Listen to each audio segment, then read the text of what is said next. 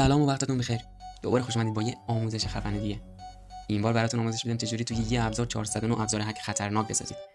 جلوتر از آموزش کانال ما رو سابسکرایب کنید، دکمه زنگوله رو فشار بدین، لاتی بکنید، یه لایک، یه کامنتی هم برامون بذارید. عشقمونید. بریم سراغ آموزش. اینجا وارد ترموکس میشیم. میزنیم فکر چی؟ آپدیت.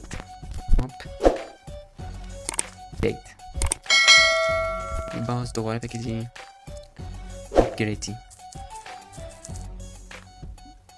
کنیم. بعد انتر رو میزنیم که نصب کنه. منتظر میشیم اینجا نصب کنه.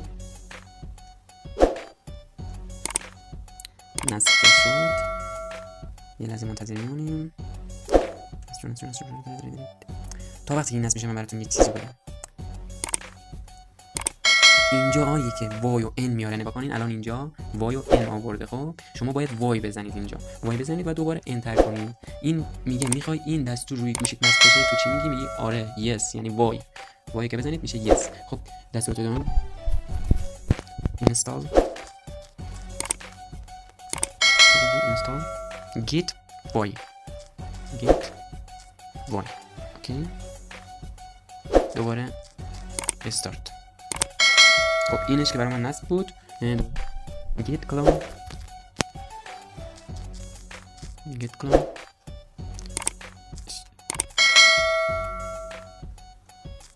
ps دوتا نقطه دوتا. دوباره گیت هاب میزنیم.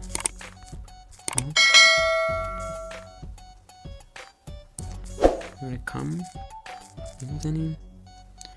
دی دبل ای پی اس بزرگ دو او سی آی ای تی وای دبلیو آی که آی. دوباره این میزنیم. ترموکس میزنیم اینجا. دوباره میزنیم انتر. خب اینم که برای من نصب بود. دوباره الان کدش رو میزنیم. یه ال اول میگیریم میبینیم نصب شده یا نه. خب آره ایناش نصب شده برای ما. همینم کپی بکنید. اوکی همین از اینجا کپی میکنیم. میندازیم پاستش میکنیم اینجا. اینجا بعد دوباره اینجا میزنیم این او دی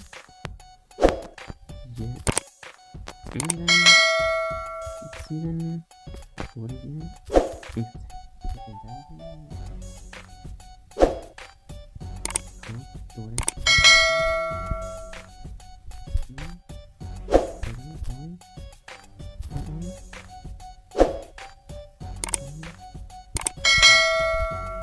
اینم از این ساخته شد. خب چجوری توی یه ابزار 409 ابزار دیگه مثلا ببینید این کاماندو رو برام آورد. خب این ببینید خودش 19 تا اسکریپت دیگه داره توش، یعنی هک 19 تا اک داره. خب بعد دوباره 99 رو که بزنید برگشت میخوره، بک میخوره برامون صفحه اولیه. بعد دو رو میزنیم. الان دو رو بزنیم.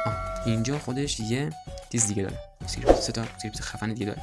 خب دوباره 99 میزنیم برگشت، دوباره 3 میزنیم. اینجا ببینیم چی میاره. منتظر میمونیم یا نصب بشه، دانلود بشه. نه اینجا هم نگاه کنین یه هک خفن دیگه آورد. خب دوباره 99 میزنیم بعد میریم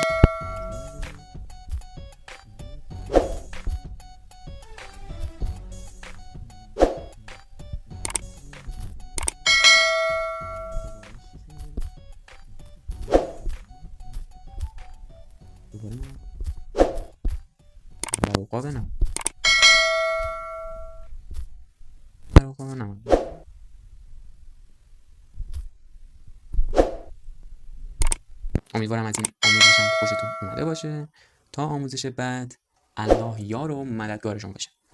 حمایت کنید بالا بریم. خدا حافظتون.